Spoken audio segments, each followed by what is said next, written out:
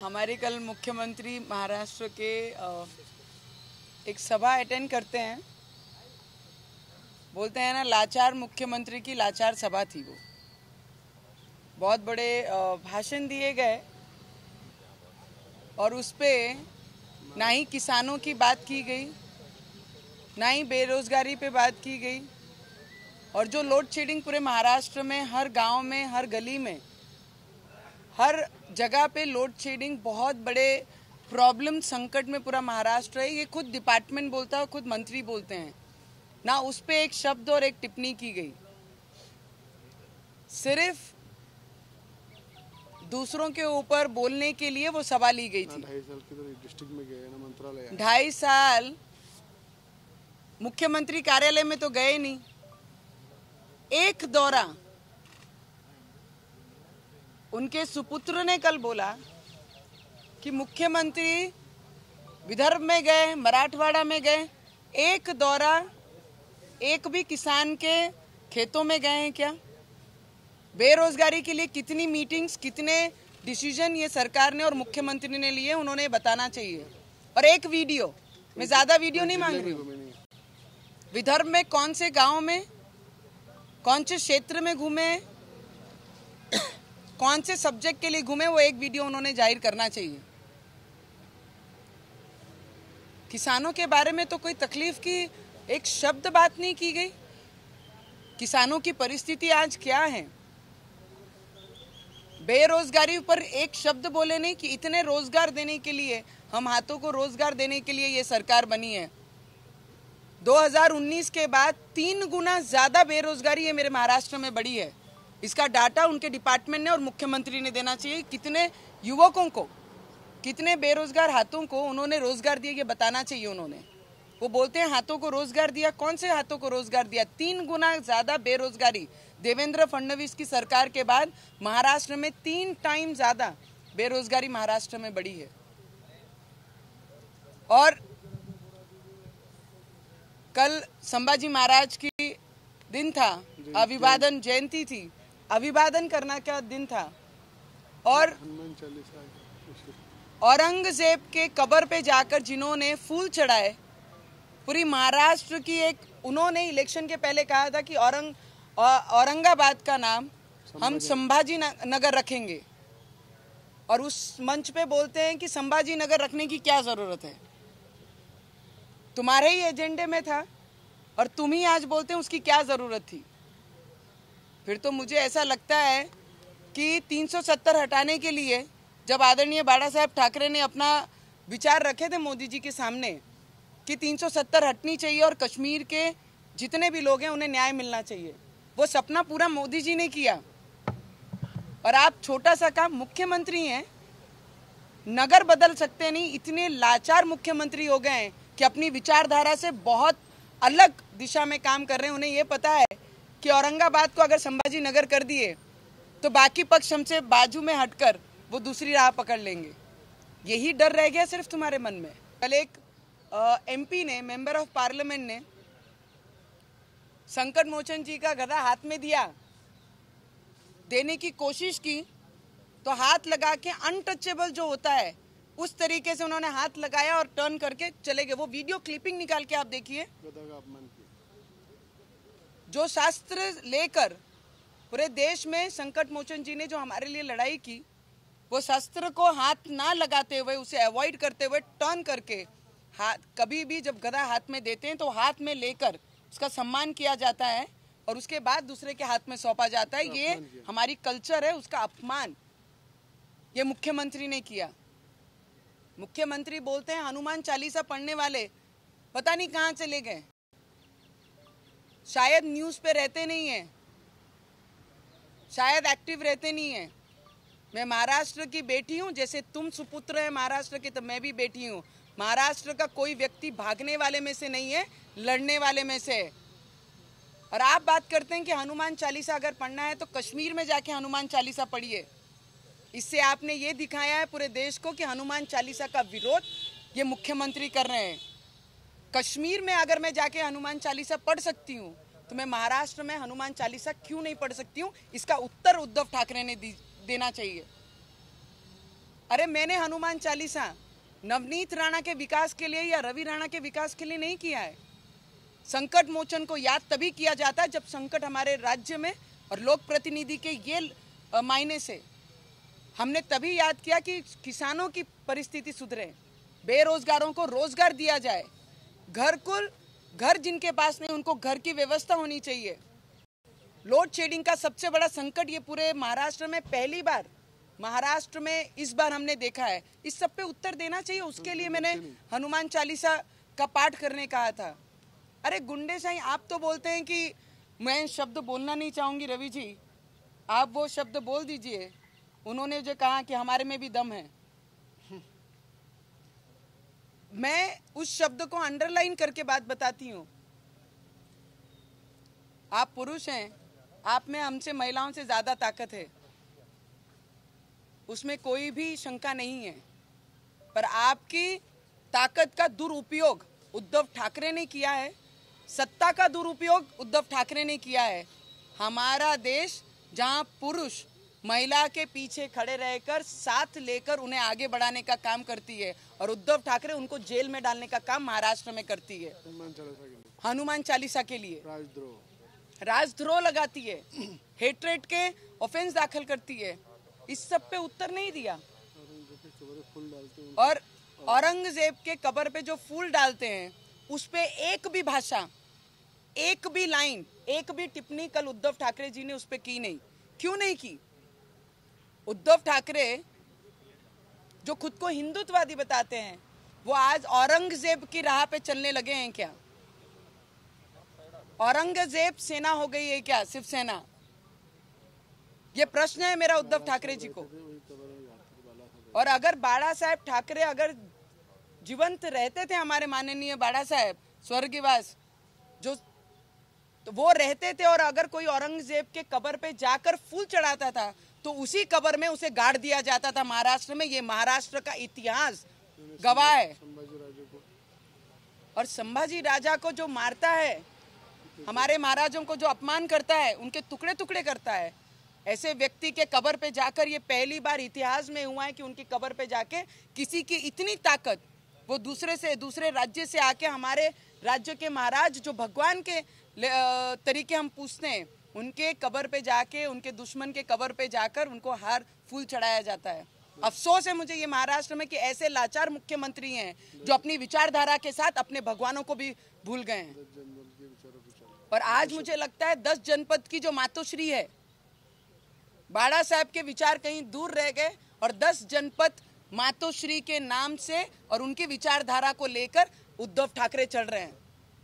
आने वाले समय में बहुत सारे चीजें बोली, वो सभा में ना किसी को उत्साह था, ना ही लोगों को, और वो बोलते हैं मुंबई बीएमसी के लिए है ये सभा, और पूरे महाराष्ट्र से लोगों को बुलाया है। पूरे महाराष्ट्र के लोग वो सभा में उपस्थित थे। और मैंने तो खुला आह्वान किया था कि या महाराष्ट्र के मुख्यमंत्री ने इलेक्शन लड़ना चाहिए। क्यों नहीं जवाब दिया उन्होंने? महिला पे अत्याचार करना बहुत इजी है, और महिला के सामने लड़ना क्यों इतना डर है? मैंने तो खुला आह्वान किया है। बाला साहब ने कभी लड़ाई लड़े नहीं, कभी कुर्सी पे बैठे नहीं, हमेशा शिवसेना को बड़ा किया है, हमेशा शिवसेना के कार्यकर्ताओं को बड़ा किया है। और कल एक खासदार जब गदा लेके हाथ में जाते हैं तो उसे छूते भी नहीं और अनटचेबल करके टर्न करके चले जाते हैं। हाँ, जरूरत है बोले हनुमान चालीसा पढ़ने की, क्यों मंदिरों में जाना पड़ता है? हिस्ट्री उठा के देख लीजिए जी, हनुमान चालीसा वही पढ़ता है जो संकट से मुक्त करने की ताकत रखता है। आस्था है, हम सब हिंदुस्तान में रहने वाला हर एक व्यक्ति अपने धर्म का प्रचार प्रसार करता है, और आप कहते हैं क्यों पढ़ना चाहिए? यह है उद्धव ठाकरे की नई विचारधारा जो कल उन्होंने खुद बोल के दिखाई।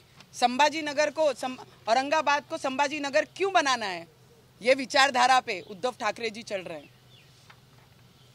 बहुत सारे मुद्दे हैं, और मुझे ऐसा लगता है कल उन्होंने एक बात कही, बड़ी बढ़िया बात कही उन्होंने कि मुन्ना भाई की पिक्चर, मुन्ना भाई जो फिल्म आई थी, मुन्ना भाई MBBS, संजय दत्त जी वो पिक्चर में है, बहुत याद है।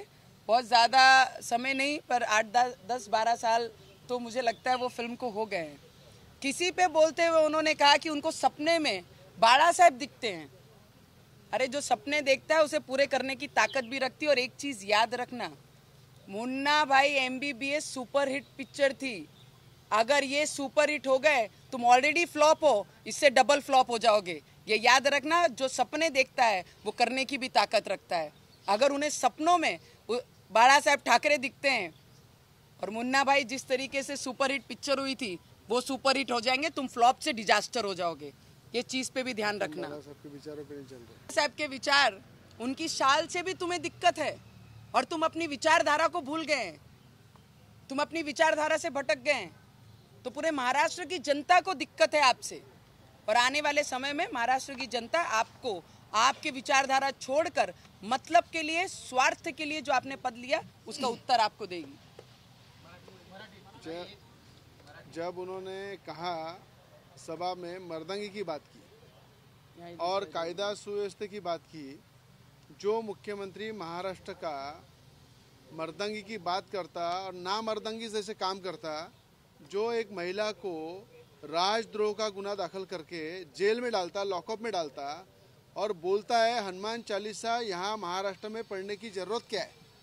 और मुझे लगता है कि आज मुख्यमंत्री जिस तरीके से बात कर रहे थे कल, ऐसा लग रहा था किसी ने उनको डिक्टेशन दिया है कि इसके बाहर अगर तुमने बोला तो कल तुम मुख्यमंत्री रहेंगे या नहीं रहेंगे। इस प्रकार का लाचारी का भाषण कल रैली में उन्होंने संबोधित किया। और मुझे इसमें एक बहुत ये है कि इतनी लाचार सभा कि महाराष्ट्र के डेवलपमेंट के लिए बात किया नहीं, महाराष्ट्र के विकास के लिए बात किया नहीं। आज मुझे याद है, मैं वहाँ से विधायक हूँ, कि जो महाराष्ट्र के अंदर मुख्यमंत्री हफ्ते में 2 दिन MP और MLA को मिलते हैं, पर 2.5 साल से MP MLA को राज्य के मुख्यमंत्री उद्धव ठाकरे मिलते नहीं, मंत्रालय में 2.5 साल जाते नहीं। और शिव भोजन थाली का नाम लेके जो भ्रष्टाचार शिव भोजन थाली में महाराष्ट्र में हुआ है, वो इतना बड़ा स्कैम है कि आने वाले समय में, मुझे याद है बाड़ा साहब ने वड़ा पाव निकाला था, शिव वड़ा पाव। वो शिव वड़ा पाव हर गरीब एक वड़ा पाव खा के अपनी मजदूरी करता था, काम करता था। पर आज महाराष्ट्र के अंदर शिव भोजन थाली जो है, ये एक कॉन्ट्रैक्टर का भ्रष्टाचार का अड्डा हो गया है, जो सिर्फ बिल निकालते, फोटो निकालते और फोटो निकाल के बिल निकालते हैं और शिव भोजन थाली का बोर्ड लगाया जाता है, पर अंदर किधर भी शिव भोजन थाली रहती नहीं। ऐसी शिव भोजन थाली भी एक भ्रष्टाचार का माध्यम मुख्यमंत्री उद्धव ठाकरे ने महाराष्ट्र में बनाया। और वहाँ पे आज मुझे मालूम है जिस तरह से उन्होंने, देवेंद्र फडणवीस जब मुख्यमंत्री थे, उन्होंने जो महाराष्ट्र में काम किया, आज भी लोग महाराष्ट्र की याद करते हैं कि देवेंद्र फडणवीस जैसा मुख्यमंत्री महाराष्ट्र में चाहिए। और आज उद्धव ठाकरे बोलते हैं उनके विरोध में, जिस तरह से टिप्पणी कर रहे हैं, मुझे लगता है थोड़ा सा भी कुछ तुम्हारे में होगा तो उनके नखून की भी बराबरी काम के माध्यम से देवेंद्र फडणवीस के नखून की बराबरी तो भी करके बताओ। क्योंकि आज जिस तरह से आपने सिर्फ आरोप किया है 2.5 साल में, पर कभी काम नहीं किया, ऐसी परिस्थिति महाराष्ट्र में की है। और देश के प्रधानमंत्री मोदी जी के बारे में बोलते, अरे आप ही लोगों ने बोला था स्टेज पे बार बार, जब तक सूरज चांद रहेगा मोदी जी हमेशा साथ रहेंगे, मोदी जी के साथ हम रहेंगे। और आज मोदी जी का विरोध करते। अरे पूरे देश को मालूम है कि विधानसभा तुम कैसे लड़े, लोकसभा कैसे लड़े, किस तरह से तुम्हारी सीटें चुन के आई। लोकसभा में तुम्हारे 17-18 खासदार जाते, कभी सपने में भी तुमने सोचा नहीं था। सिर्फ मोदी जी का फोटो लगा के तुमने वहाँ वोट मांगे और उसी मोदी जी के साथ गद्दारी करके भाजपा के पीठ पे खंजीर खुपस के तुम मुख्यमंत्री बने। अरे जो आज बाला साहब ने कभी जीवन में सोचा नहीं कि कांग्रेस के साथ बैठ के सरकार बनाएंगे। बाला साहब ने आखिरी तक यही बोला, जिस दिन कांग्रेस के दरवाजे में मैं जाऊंगा उस दिन शिवसेना पार्टी बंद कर दूंगा। वो बाला साहब के विचार तुमने गड्ढे में डाले और आज खुद के स्वार्थ के लिए और खुद के पद के लिए आप मुख्यमंत्री पद का वहाँ पे भोग रहे। और ये मुझे मालूम है कि कश्मीरी पंडितों का जो बलिदान है उनका व्यर्थ नहीं जाना चाहिए। इसलिए बाला साहब ने हमेशा बोला है कश्मीर को न्याय मिलना चाहिए। उस कश्मीर को न्याय देने का काम मोदी जी ने किया है। आज देश में जो जिस प्रकार से मोदी जी काम कर रहे हैं, और आप बोलते हैं कि सिक्योरिटी महाराष्ट्र में कुछ लोगों को दिया है। अरे तुमने महाराष्ट्र में पावर का दुरुपयोग किया है। जब नवनीत राणा पे आपने राजद्रोह का गुना दाखिल किया, बिना बाहर निकले उनको डिटेन किया, शिव सैनिकों को रास्ते पे उतारा, हमारे शिव सैनिक के गुंडों को रास्ते पे उतारा, हमारे घर पे पथराव किया, पर उनपे एनसी मैटर नहीं होता।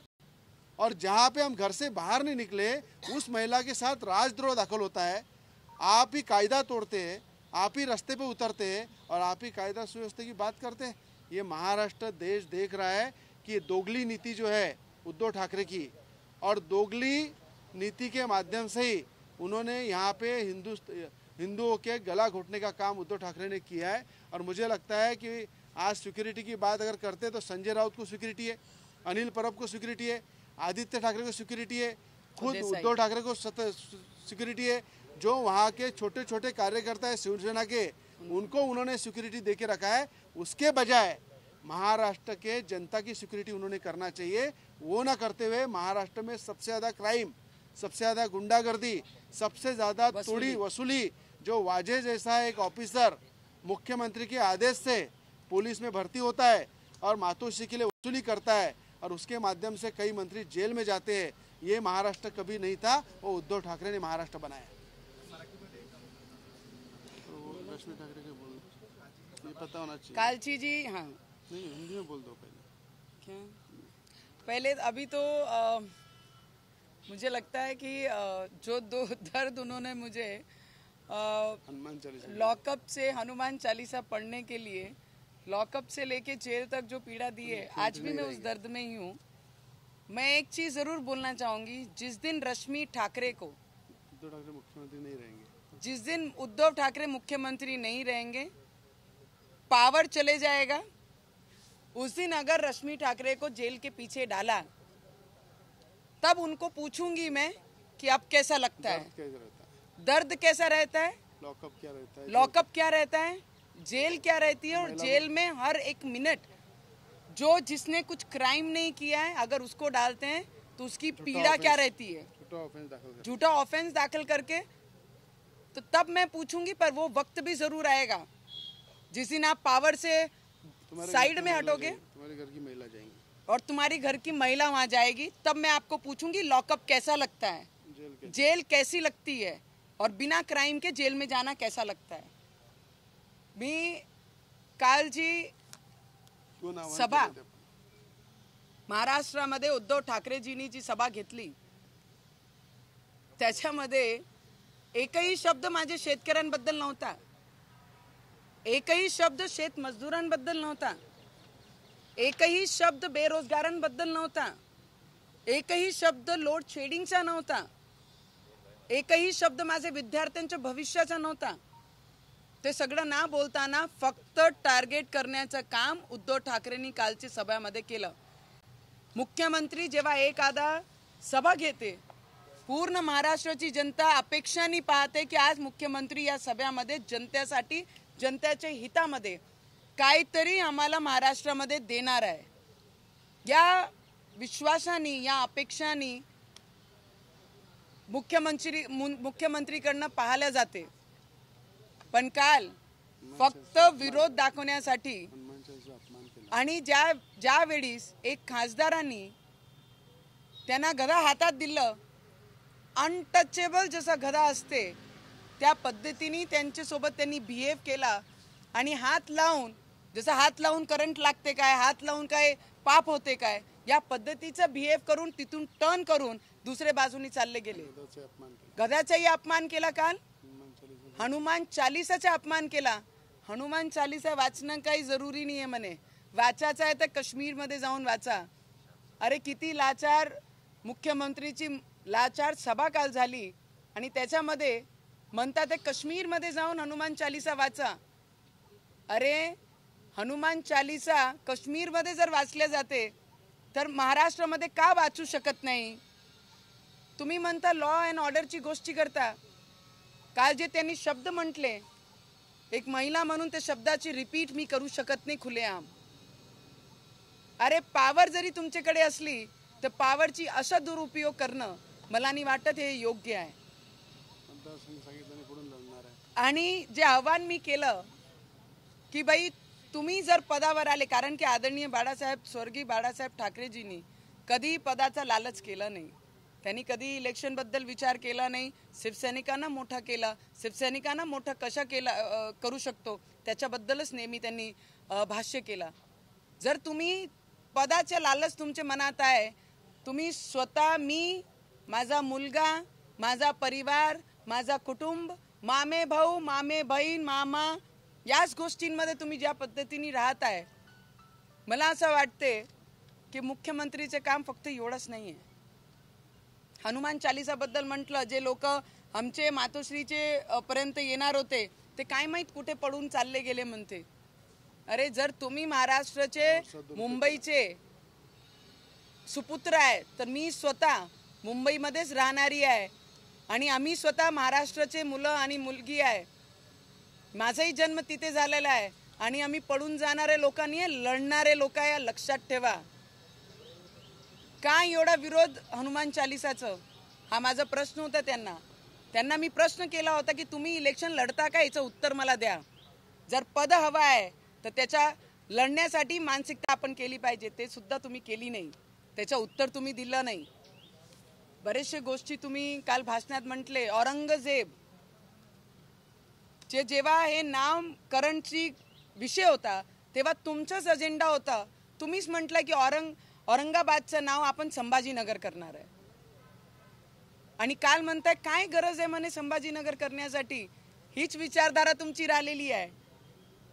हेच विचारधारा लोकांसमोर आली पाहिजे होती. आणि काल तुम्ही स्वतः तुमच्या तोंडाने म्हटलं की औरंगाबादचं नाव संभाजीनगर का.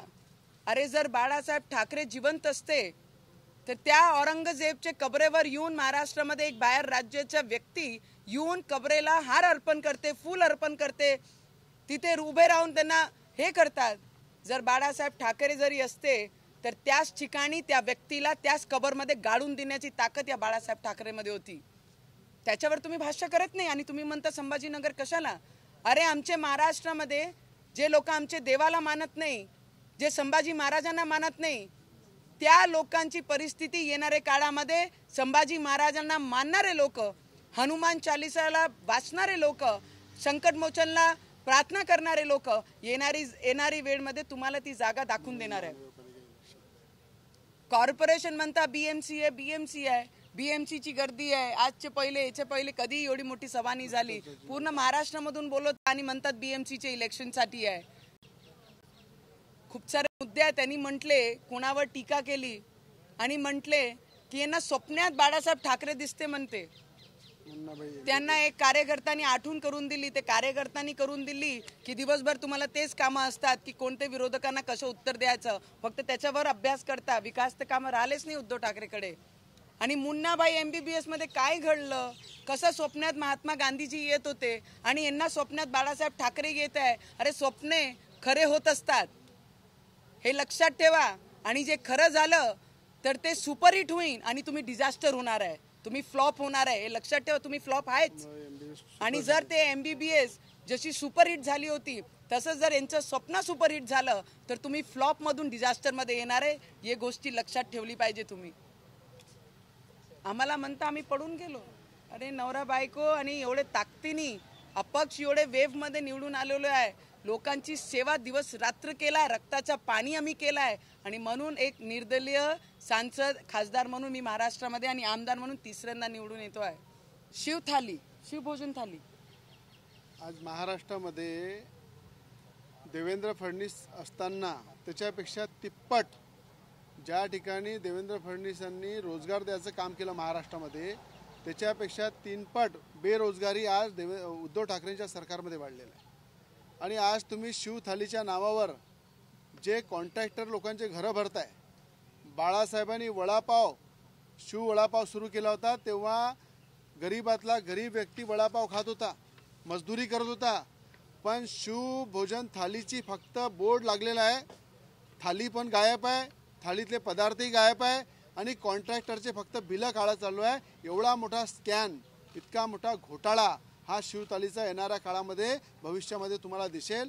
आणि उद्धव ठाकरेंनी या सभेमध्ये शेतकऱ्याचा विषय घेतला नाही, कुठे या बेरोजगारावर बोलले नाही, लोड शेडिंगवर बोलले नाही। या महाराष्ट्रामध्ये एसटी कामगारांनी 105 लोकांनी आत्महत्या केली। अरे ज्या महाराष्ट्रामध्ये तुम्ही कायदा सुव्यवस्थेची गोष्ट करता, हनुमान चालीसा वाचणाऱ्यावर तुम्ही राजद्रोहाचा गुन्हा दाखल करता, हनुमान चालीसा वाचणाऱ्यांच्या घरी दगडफेक करता, शिवसेनेचे गुंडे पाठवता आणि त्याच ठिकाणी पवार साहेबांच्या घरी एसटी कामगार जातात, त्यांना 25 दिवस जेलमध्ये टाकता। हे कायदा सुव्यवस्था आहे तुमची? ज्या ठिकाणी आमच्या घरावर हमला होते त्या ठिकाणी एनसी सुद्धा होत नाही, छोटी कारवाई होत नाही। तर उद्धव ठाकरेंनी एक लक्षात ठेवलं पाहिजे की सत्तेचा दुरुपयोग करून जरी तुम्ही महाराष्ट्राच्या जनतेला वेठीस पकडत असाल, पण आजही महाराष्ट्राची जनता देवेंद्र फडणवीसांना हृदयामध्ये ठेवत आहे। देवेंद्र फडणवीसने जे कामं केले महाराष्ट्रामध्ये आणि कामाच्या माध्यमातून एक चांगली इमेज तयार केली, त्या इमेज सारखं तुम्ही नखून सारखं तरी फडणवीसांसारखं काम करून दाखवा, तर खऱ्या अर्थानं महाराष्ट्र म्हणेल की हा मुख्यमंत्री आहे। आज तुम्ही फक्त मातोश्रीमध्ये बसून राजकारण करताय, कुठल्या महाराष्ट्राच्या जिल्ह्यात फिरत नाही, मंत्रालयामध्ये 2.5 वर्ष जात नाही, आमदार खासदार जेव्हा वेळ मागतात 2-2 वर्ष वेळ देत नाही। या संपूर्ण महाराष्ट्राचं वाटोळं करण्याचं काम केलं आहे आणि पूर्णपैकी बाळासाहेबांच्या विचाराची हत्या करत आहे। आणि या ठिकाणी 10 जनपदच्या विचारावर या ठिकाणी खऱ्या अर्थानं उद्धव ठाकरे चालत आहे, अशी परिस्थिती महाराष्ट्रामध्ये निर्माण झालेली आहे। ज्या मोदीजींच्या नावावर तुम्ही सत्ता मिळवली, ज्या मोदीजींच्या नावावर तुम्ही आमदार खासदार निवडून आणले, ज्या मोदींच्या नावावर तुम्ही त्या ठिकाणी मुख्यमंत्री झाले, त्याच मोदीजींचा विश्वासघात करून त्या ठिकाणी मुख्यमंत्री बनवून भाजपच्या पाठीमध्ये खंजीर खोपसला आणि त्या ठिकाणी देवेंद्र फडणवीसला सुद्धा तुम्ही धोका दिला। हे संपूर्ण महाराष्ट्राची जनता पाहत आहे। राज्याचा मुख्यमंत्री फक्त लाचार नाही आहे, हा दोगला सुद्धा आहे। दोगला नीती या मुख्यमंत्र्याची आहे आणि रेटून बोलते, पण उद्धव ठाकरे हा खोटा बोलते, हे महाराष्ट्राच्या जनतेला लक्षात आलेलं आहे। तुम्ही त्या ठिकाणी सांगता की महाराष्ट्रामध्ये मी हे करणार आहे, अरे ते करणार आहे। अरे महाराष्ट्रामध्ये तुम्ही ABCD सुरू केली नाही अजून ज्या महाराष्ट्रामध्ये शाळा ज्या आहे मुलांच्या त्या ऑनलाईन बंद झाल्या, पण तुम्ही अजूनही ऑनलाईनमध्ये आहे।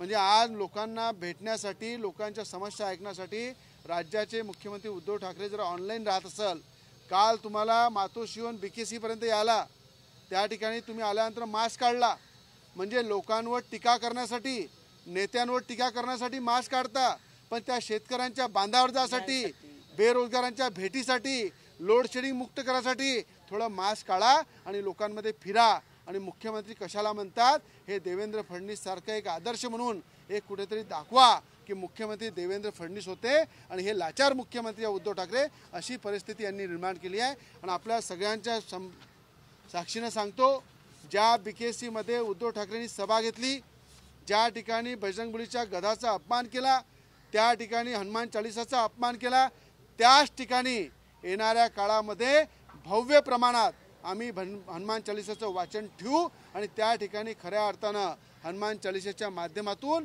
त्या ठिकाणी कुठेतरी त्यांनी अपवित्रता केली आहे, त्याला पवित्र करण्याचं काम जे सांगतात उद्धव ठाकरे की हनुमान चालीसा महाराष्ट्रात वाचू देणार नाही, मी त्याला चॅलेंज करतो की येणाऱ्या काळामध्ये ज्या ठिकाणी त्यांनी सभा घेतली त्याच ठिकाणी हनुमान चालीसा भव्य वाचन, भव्य पठण, ते हनुमान चालीसा असो की मारुतीचं पाठ असो, ते आम्ही तिथे घेऊ आणि त्याच्या माध्यमातून खऱ्या अर्थानं हनुमान भक्त आणि राम भक्त या महाराष्ट्रामध्ये उद्धव ठाकरे जे विरोध करताय, उद्धव ठाकरेच्या माध्यमातून सत्ता मिळवण्यासाठी रामाचं आणि हनुमानाचं नाव घेतात आणि सत्तावर बसल्यानंतर 10 जनपदच्या विचारावर चालतात, अशी उद्धव ठाकरेची नीती मोडून काढण्यासाठी आम्ही हनुमान चालीसाचं तिथे वाचन करू BKC मध्ये।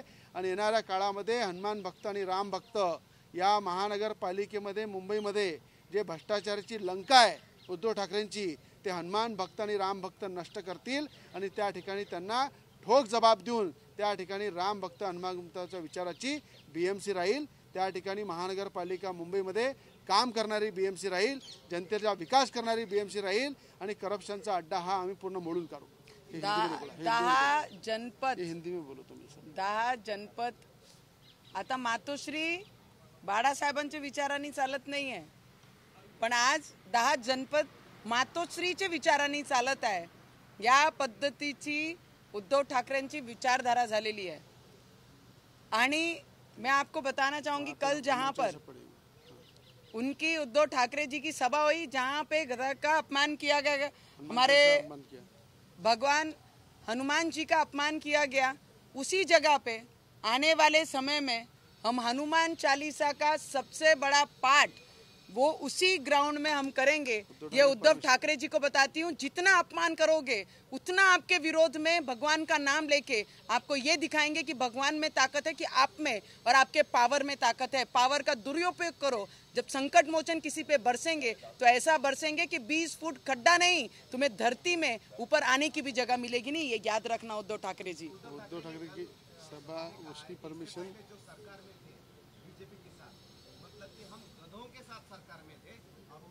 मुझे लगता है जो कल उन्होंने कहा कि इतने साल जिनके साथ हम थे वो गधों के साथ में हम थे, मुझे लगता है बीजेपी गधों के साथ में थी और उन्हें अब पता लगा कि जिनके साथ वो थे, जिनको लेके उन्होंने चला, जिनको इतनी बड़ी सत्ता देने का काम इतने वर्षों से बीजेपी ने किया, वो हिंदुत्व की हत्या कर आज वो हिंदुत्वों की हत्या कर रहे हैं। और जिनके थाली में बैठ के खाया उसी के पीठ पे खंजर खोपने का काम उद्धव ठाकरे ने किया। बीजेपी संजय राउत ने भी एक बयान दिया कि एक लक्षात ठेवा, उद्धव ठाकरे हे दिशाभूल करताय मुंबईवाल्यांची, महाराष्ट्राची। जे मुंबई आमची ताकद आहे, आमची राजधानी आहे, आमचं त्या ठिकाणी सगळ्यात मोठं वैभव आहे मुंबई, ती महाराष्ट्रातून कधी अलग होणार नाही। आणि मला विश्वास आहे जे उद्धव ठाकरे वारंवार मुंबईची आणि महाराष्ट्राची दिशाभूल करताय, जेवढं प्रेम आमचं सगळ्यांचं मुंबईवर आहे तेवढंच प्रेम केंद्राच्या सगळ्या नेत्यांचं सुद्धा आहे। महाराष्ट्राची ताकद मुंबई ही महाराष्ट्रापासून कधी अलग होणार नाही। पण लोकांची दिशाभूल करून जर उद्धव ठाकरे मतं जमा करत असेल किंवा बीएमसीचं इलेक्शन लढत असेल तर एक लक्षात ठेवा, त्याच मोदीजींचं नाव घेऊन तुम्ही एवढे आमदार निवडून आणले आहे, खासदार निवडून आणलेले आहे आणि त्याच मोदीजींना तुम्ही धोका दिलाय हे लोकांना चांगलं समजते। म्हणून कुठेही मुंबई अलग होणार नाही, ही महाराष्ट्रामध्येच राहील।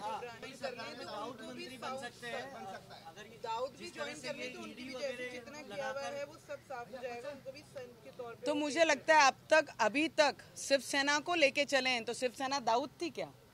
दाऊद की मंत्री को रिजाइन क्यों नहीं लिया अभी तक उन्होंने? अभी तक जो दाऊद के रिलेटेड जो मंत्री थे उनके अभी तक रिजाइन क्यों नहीं लिए? क्यों उस पर कुछ बात नहीं होती है? क्यों उस पर चर्चा उद्धव ठाकरे नहीं करते हैं? क्या वो समर्थन करते हैं उनका? बीजेपी के साथ तो शिवसेना अलायंस में थी। और तो मुझे लगता है खाने के बाद पीठ पे खंजर खोपना मतलब शिवसेना की फितरत है, वो बीजेपी को बहुत लेट समझ में आई। सवाल ये है कि संजय राउत ने कहा यूएपीए कानून और दूसरा देशद्रोह कानून, ईडी, पिछले 7 सालों से इनका दुरुपयोग हो रहा है, लेकिन महाराष्ट्र में हमारी सरकार आई तो सब इन कानूनों का दुरुपयोग बंद हो गया। अरे सर, आपके सामने है सबसे लेटेस्ट उदाहरण है, हनुमान चालीसा पढ़ने पे मुझ पे और विधायक पे राजद्रोह लगता है। तो दुरुपयोग क्या कर रहा है? उनकी बोली कुछ और रहती है और कीर्ति कुछ और रहती है। जिस तरीके से शिवसेना काम कर रही है, हर समय मुख्यमंत्री लॉ एंड ऑर्डर की बात करते हैं, गुंडे वो हमारे घर पे भेजते हैं, पुलिस वाले के बैरिकेड तोड़ के अंदर आने का कोशिश करते हैं। तो सब चीजों का दुरुपयोग ये उद्धव ठाकरे की सरकार और इनके लोग कर रहे हैं। ये केंद्र सरकार इस पे काम करने का विचार कर रही है। 70 सालों में जो भ्रष्टाचार के देशद्रोह जो कानून है वो उस पर कभी चर्चा नहीं हुई, उसको कभी अमेंडमेंट्स लाने की बात किसी ने नहीं की। वो मोदी सरकार ने की और मोदी सरकार ही उसमें दुरुस्ती लाएंगे और अमेंडमेंट करेंगे। संजय राऊतांनी काल विधान केलंय की मुंबईचा बाप हा फक्त शिवसेना आहे, बोटं दाखवाल तर बोटं छाटली जाते। मुंबईचा बाप फक्त महाराष्ट्राचा जर कोणी असेल तर छत्रपती शिवाजी महाराज आहे, पर्सनल, आणि बाळासाहेब होते। आज महाराष्ट्राचा बाप फक्त एकच आहे, ते छत्रपती शिवाजी महाराज आणि डॉक्टर बाबासाहेब आंबेडकर, तिसरा कोणीच बनू शकत नाही। आणि जे मुंबईमध्ये राहणारा प्रत्येक व्यक्ती तो तेवढाच अधिकार ठेवते जेवढा शिवसेनाचा प्रत्येक पदाधिकारी ठेवते। संजय राउत ने एक और बयान दिया कि जो हनुमान चालीसा पढ़ते उन्हें समझ में आना चाहिए, जो आए थे मातोश्री उन्हें हमने दिखा दी औकात। हाँ, मुझे लगता है कि उन्होंने जो दुरुपयोग करके दिखाया, राम भगवान और हनुमान भक्त, उनकी आने वाले समय में उनकी औकात क्या है, उद्धव ठाकरे कितने पानी में है, वो तो जनता दिखाएगी। कल संजय राउत ने एक और बयान दिया और कहा कि औरंगजेब का जन्म जो है वो गुजरात मुझे लगता है जब हमारे भगवानों को उन्होंने मारा, संभाजी महाराज को जिस तरीके से पीड़ा दी, हमारे महाराष्ट्र के हर एक व्यक्ति, मराठी भाई बहन, जिनके मनों में जिनके भगवान हमारे संभाजी महाराज हैं, अगर उनको मारने वाले पे, उनके मारने वालों के ऊपर अगर कबर पे फूल चढ़ते होंगे तो शकुनी मामा को लोगों में आकर इलेक्शन लड़के दिखाए, वो संभाजी महाराज को मानने वाला हर एक व्यक्ति उनको उनकी औकात दिखाएगा। टोपी पहनता है, केसरी टोपी पहनता है, लेकिन संघ जो है वो काली टोपी क्यों पहनता है? ये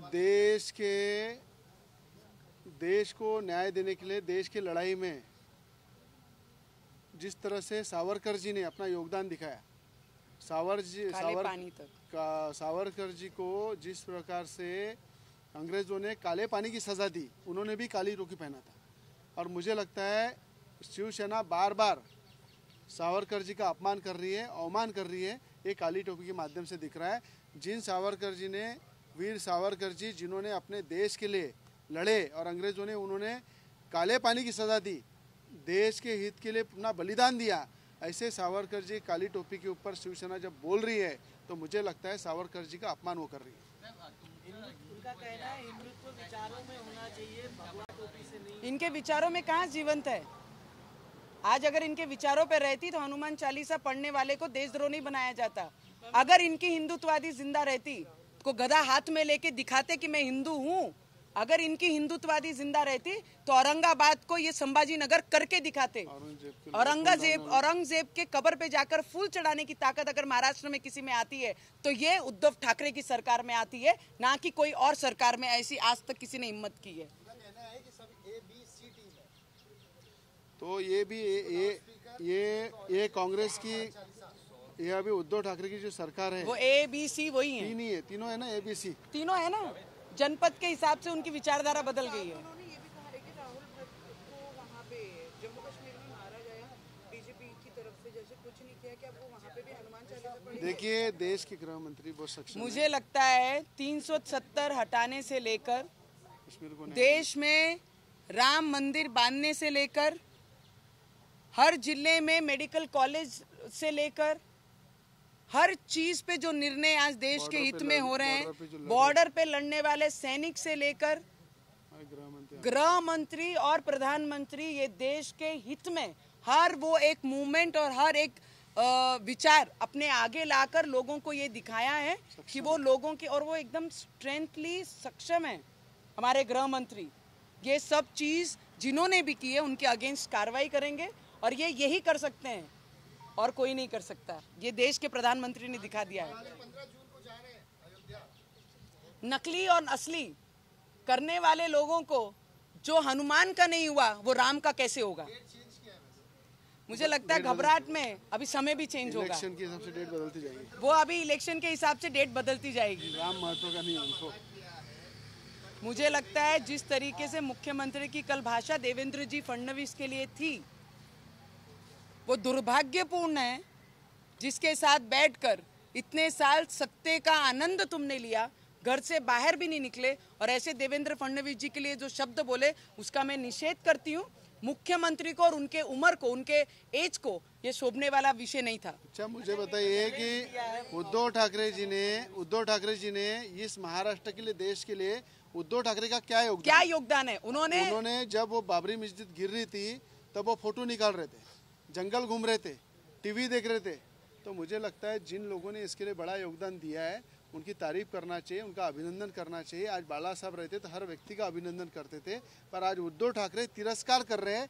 आज देवेंद्र फडणवीस अगर वहाँ पे जाके आंदोलन करते हैं, उस लड़ाई के अंदर साथ देते हैं, तो मुझे लगता है उनके वीडियो और फोटो सेशन का जो शौक है उद्धव ठाकरे जी को, देवेंद्र फडणवीस की भी फोटो और वीडियो देखना चाहिए कि उद्धव ठाकरे कहाँ पे थे और देवेंद्र फडणवीस कहाँ पे थे।